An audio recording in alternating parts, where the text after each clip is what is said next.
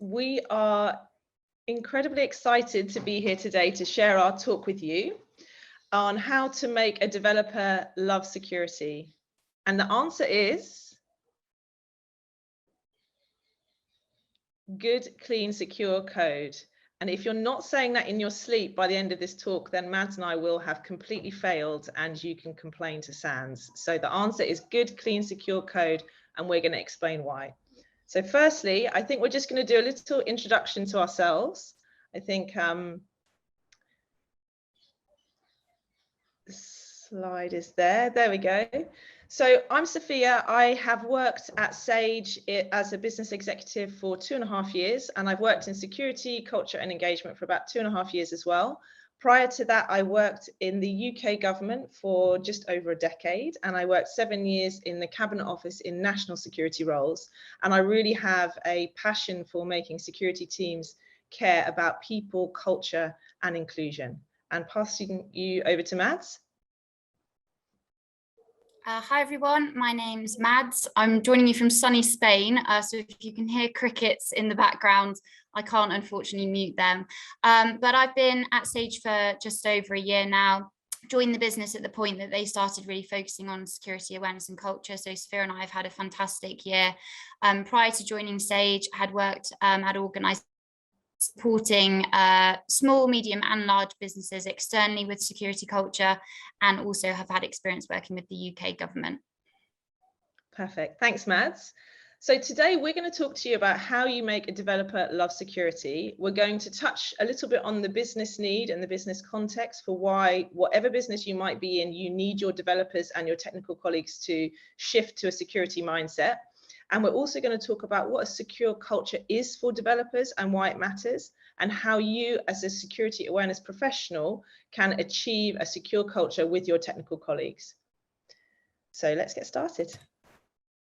First things first. Okay, we are talking to you. So it seems like everyone is quite excited to learn about this, which is great for us.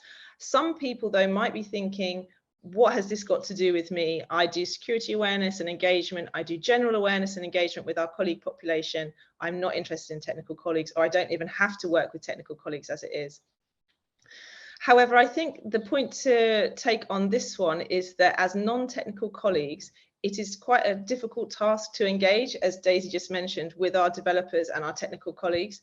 And actually, security engagement really is part of how you build good, clean, secure code. So it's really, really important that the messages, tone, engagement all the time provides the culture that supports developers in creating good, clean, secure code. And we're going to explain to you why.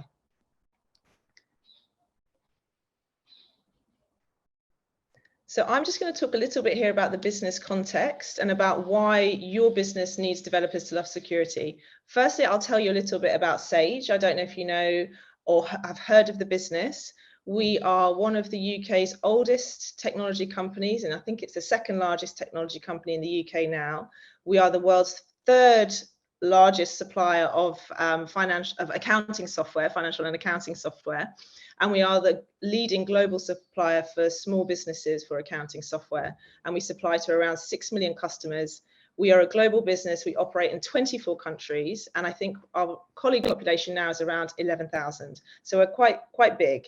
And we have 166 core products. So that's a lot of technologies. That's a lot of complexity. And regardless of what business you might be in, it might be software business, technology, it could be anything. Products, services, excuse me, are increasingly digitized, particularly after the pandemic.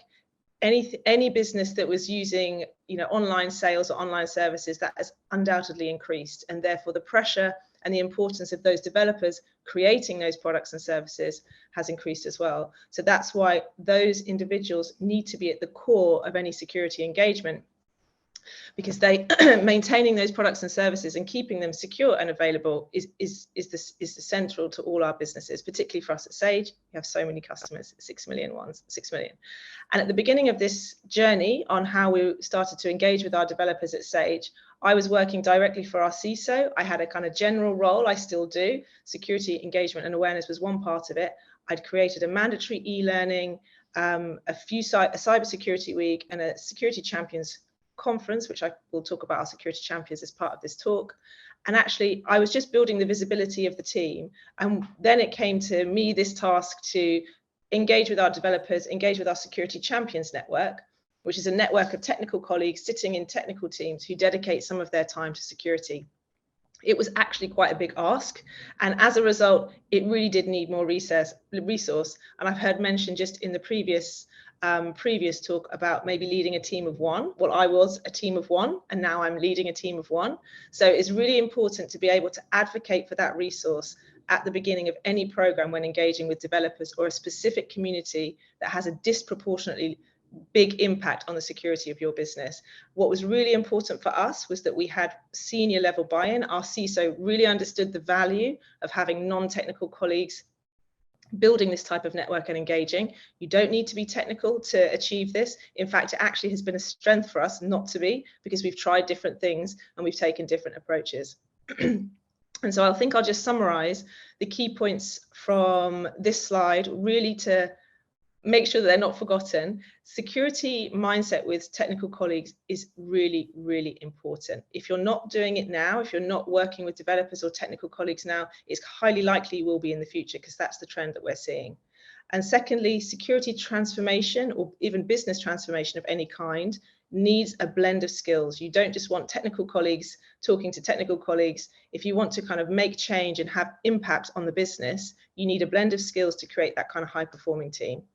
And thirdly, you really need strong leader buy-in. So we were lucky in a way. We had a CISO who was really supportive. However, we did have to advocate and with our security colleagues, and there was definitely quite a few questions about how is this person going to understand us? What are they going to bring to this picture?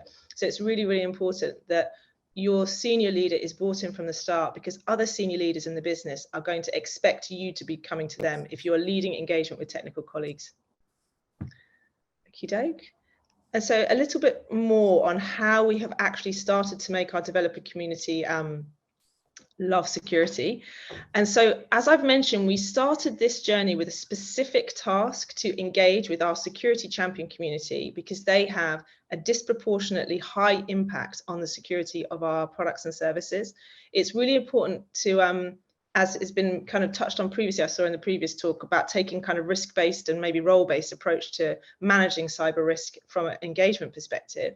But if you think about it as kind of ripples or circles, we have 170 security champions working in technical teams, influencing at Sage our community of about 2,000 developers, influencing our community of colleagues, 11,000 colleagues, and then influencing our 6 million customers. So that connection to the customer is really, really important, and realizing why your engagement is so critical with those technical teams.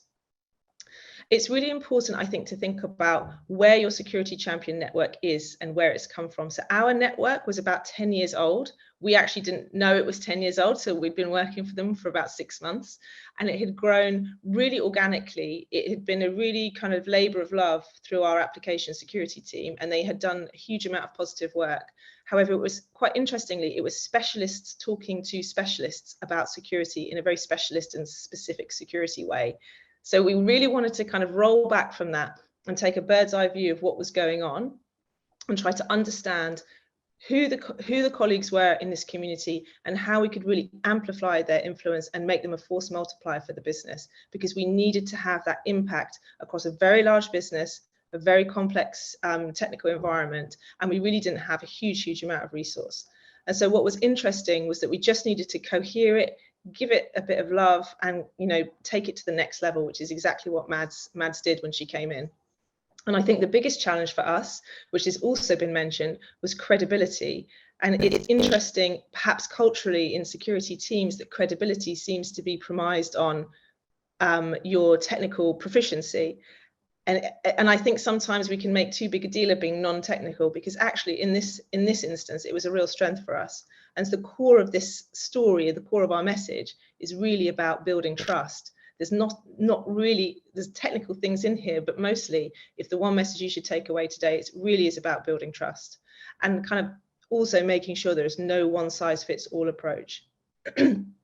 And finally, I'll just summarize again that security really begins with people. And so in order to shift security left and to make sure that we were really starting to engage with this community well, we wanted to set the messages, tone, actions, and engagement all the time, not a one-off event, not every now and again, but all the time, a very consistent approach to building good, clean, secure code and having that enabling environment for developers to do that. And I'm going to let Mads now talk you through how we did some of that. Amazing, thanks, Sophia. So I think it's really worthwhile starting with when I joined SAGE and I saw that this role was going to be looking after security champions. I thought, brilliant. It wasn't until I joined the business that I realized those security champions were developers and technical colleagues. And suddenly it was then like, okay, this is something I have never done before. I'm willing to learn, but where on earth do we start? And one of the things that I quickly realized is that if we wanted to change mindset and we wanted to influence these colleagues, is I needed to work on how we built trust and credibility. How were, as Sophia said, two non-technical professionals going to speak to highly technical professionals about not only the importance of security to their day job, but actually the importance of changing the way that they do their day job to incorporate security and help us build secure products.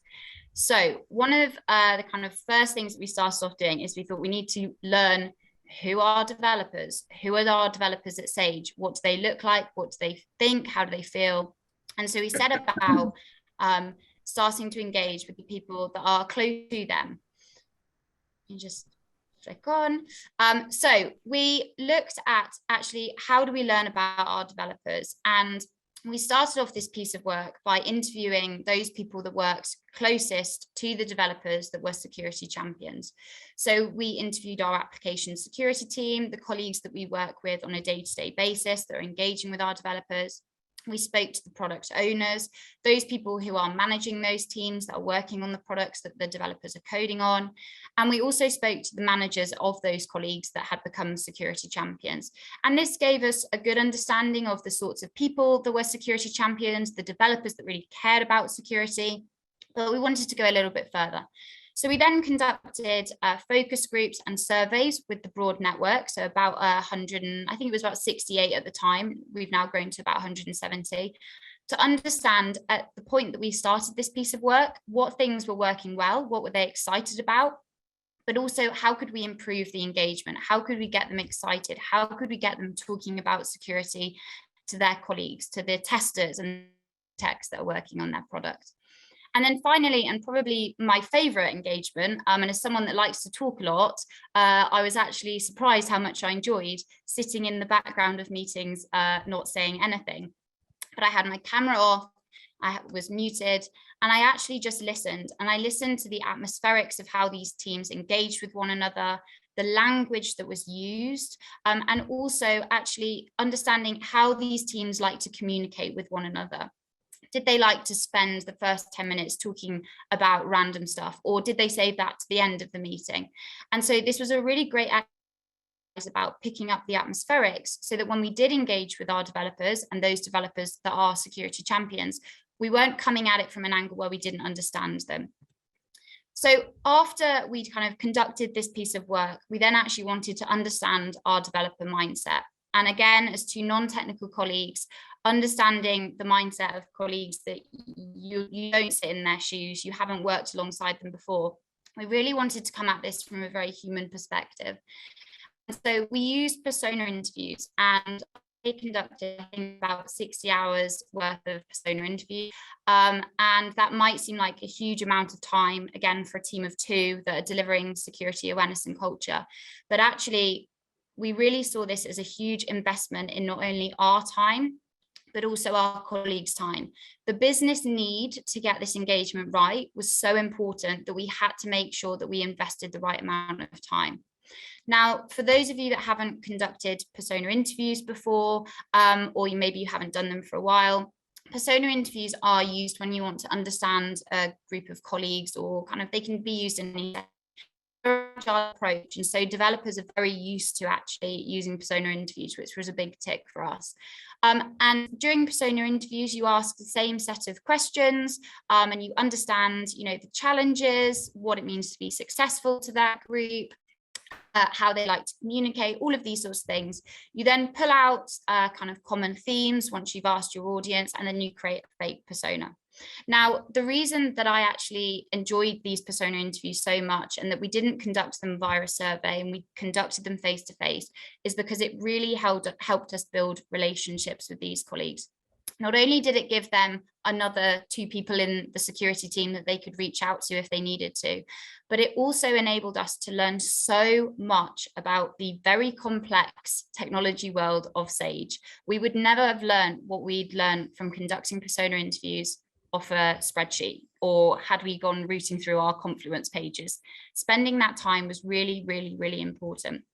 And also, acknowledging these colleagues' expertise. These are highly intelligent individuals who are doing an incredible job, and actually they love to talk about what they're doing. A couple of the developers said to me, Mads, this has felt like therapy. And I was fine being their therapist. It's great, but actually it was really interesting that us investing that time in them, they really reciprocated that back. So this is an example of what a persona could look like. This is kind of a very simplified version, but we have here Diana, our lovely software developer. And you can see here the sorts of questions that we were asking. So what interests you, motivates you, successes, challenges, how do you best like to be communicated to, incentives and learning styles. And the reason that we picked these questions is because these are all things that we wanted to help solve with our approach. We wanted to help solve challenges. How can we make security solve these challenges that developers are facing? How can we communicate best to them? How can we incentivize them? How can we deliver them training? But you'll hear Sophia and I say the same mantra throughout this talk. And this is one of the key things we pulled out, is that every single developer we spoke to said that success to them looks like writing good, clean code. And so at that point, we knew that we need to shift that success to writing good, clean, secure code. So in 6 months' time, in a year's time, in 5 years' time, as we increase this piece of work, we want more and more developers saying that for them to be a successful dev, writing good, clean, secure code ticks that box. And when we replayed this back to the developers, what's so interesting, it was fantastic because it was us outlining as a business what we deemed as acceptable. So we deemed acceptable as good, clean code. Now we're saying that what is acceptable at Sage is good, clean, and secure code. And they also valued that we weren't asking them to change direction. We were speaking their language, the value of iteration and continuous improvement. This is something they are always used to in their roles, and we weren't asking them to do something totally different. So we've now understood the devs, or we think we have spent 60 hours of our lives chatting to devs, not an hour wasted at all. And we now had to tackle how are we going to put a structure around our security champions network.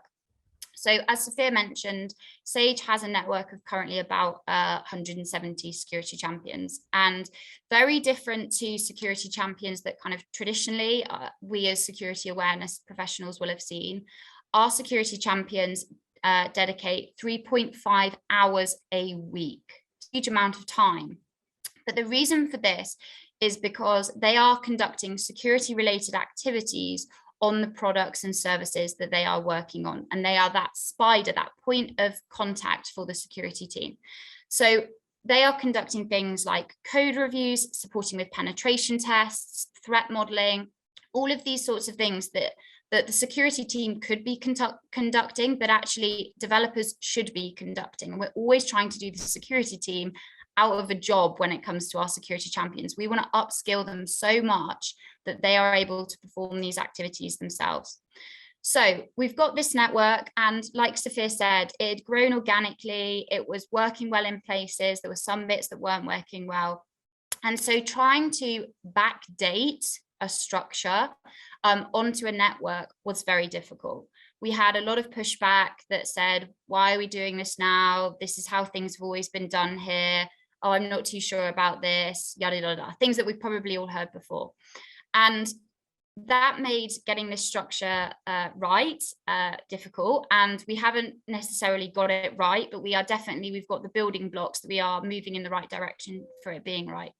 So the first thing we needed to get in place was the tone from the top, from our CISO and our chief product officer, and also our application security team. And we needed them to be saying the same thing that we were saying. We expect developers to write good, clean, and secure code. And last year at our cybersecurity week during Cybersecurity Awareness Month, our chief product officer came out and said, either code with us securely or don't code with us. Very blunt. And I took a gasp. I thought, oh my goodness. But actually, when we then spoke to developers, they were like, we get it. We know this is brilliant. We know what is acceptable. And so it really chimed exactly to the same messaging we were saying to our security champions. The second thing that we really needed to get right was actually how the managers were enabling them to do this role as a security champion, and also how we were communicating to them. So we've got a fantastic example of, in South Africa, we had a couple of managers that had said to colleagues, yeah, you go be a security champion, sounds great. When we report back to the board, we've got a security champion, that's great. But they actually weren't scheduling in that colleagues 3.5 hours a week into their sprints. And developers, and this is again what we learned from the persona interviews, they work on very strict times. Their time is boxed off. And so if they weren't being enabled the time to conduct these activities, they were never going to be developing good, clean, and secure code. And so we created manager packs, and these manager packs, they had the job of doing three things: outlining to the manager why it was beneficial to their team that they had a security champion that was conducting security champion activities. Number two, outlining to their product why their product needed to have an individual that was doing security champion activities. And finally, and the big one, is outlining the benefit to them. What was in it for them? What was going to make them a better manager? Security activities. They're going to develop a product that isn't pushed back because it has security vulnerabilities, that can be developed quicker and faster and more secure. And so getting that right, and we literally saw overnight that our managers in South Africa, they got it. They understood why this mattered to them. Comms, again, this comes back to the persona interview. We had to understand how these people wanted to be communicated to. And so we don't use email. Our developers do not even open email. You could send them £1 million via email and they would not open it or ever receive it. So we had to work out how we were going to get comms in front of them. The final two around training, as Sophia and I said, Sage has a very, very, very complex technology world. We have 166 products basically being developed on 166 different technology stacks. And so we could not do a one-size-fits-all training. We had to think about what was relevant to these devs, what was relevant to the vulnerabilities they were seeing. So that took a lot of time. That was something that we had to get right. And then finally, rewards and recognition. It was kind of no surprise to us that they just want kudos in front of their colleagues.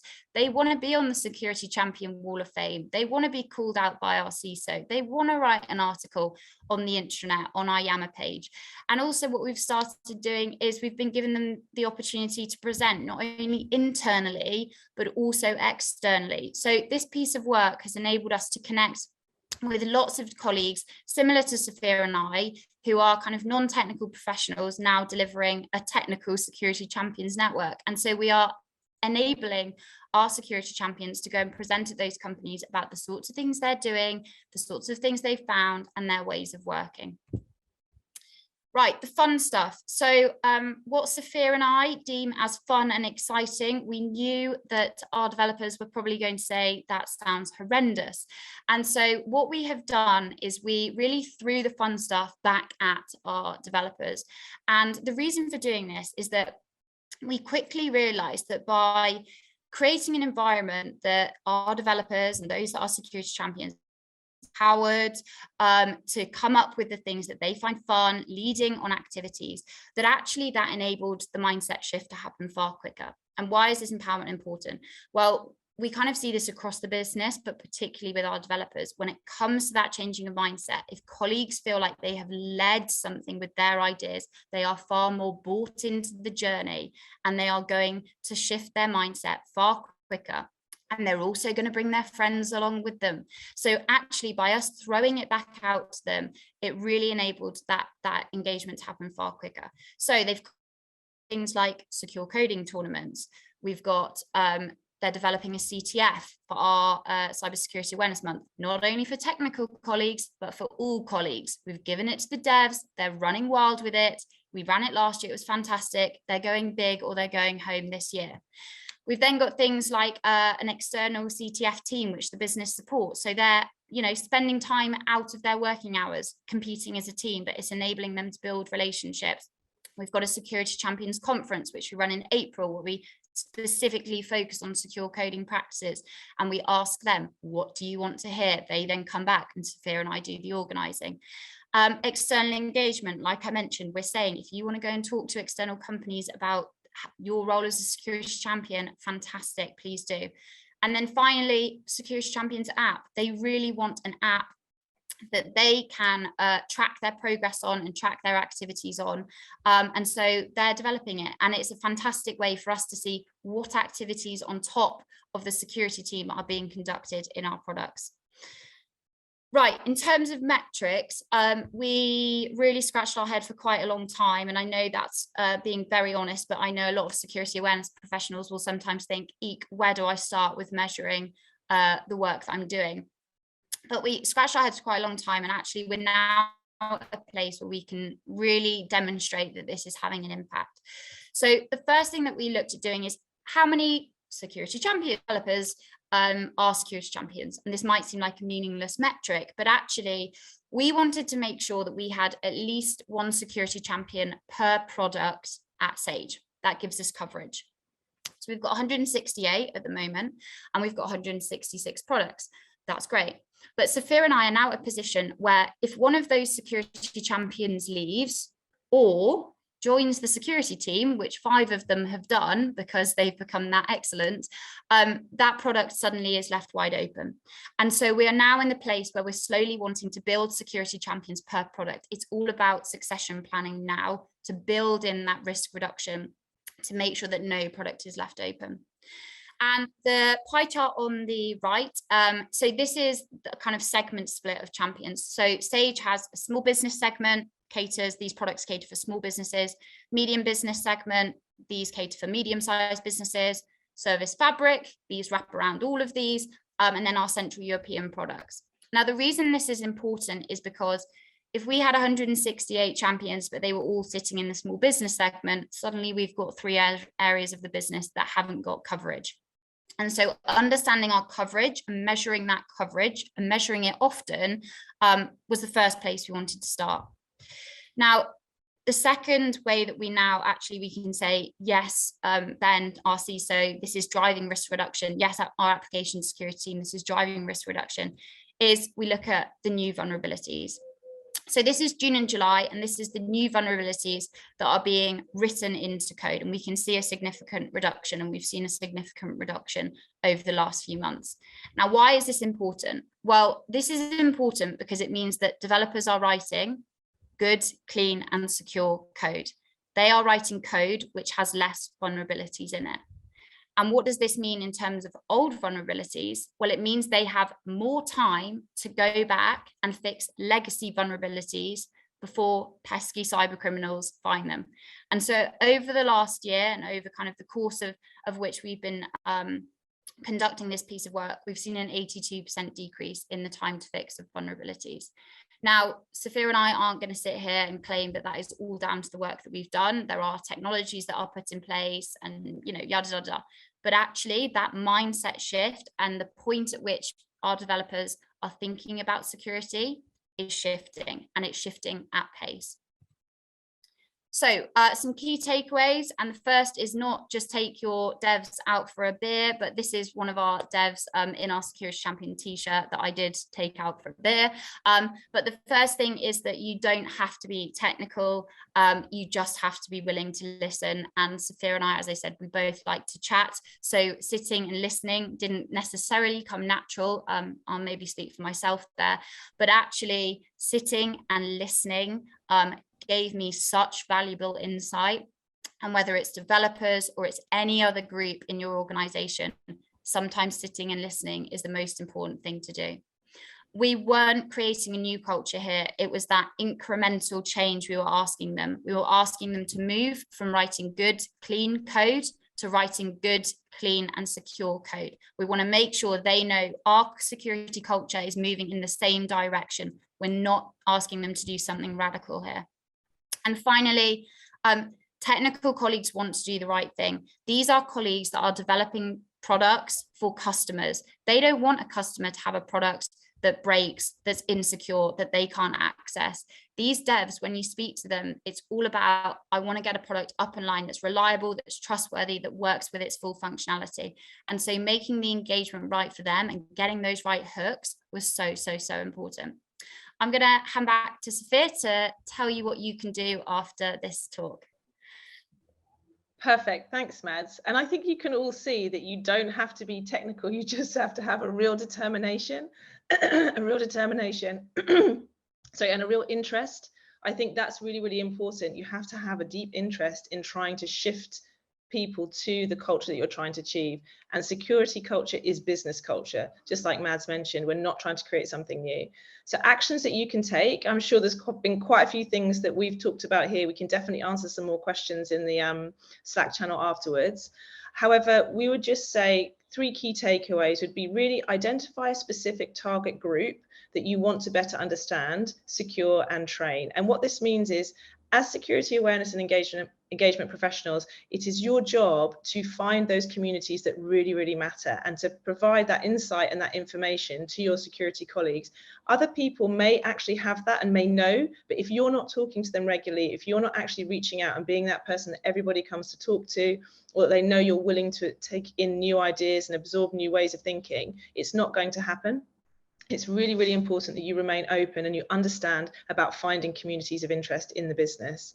And then the second point, which I've touched on, is be proactive. Do not wait. Never wait. Scope something out. Have informal conversations and then present something to somebody if you think it might be a really good piece of work.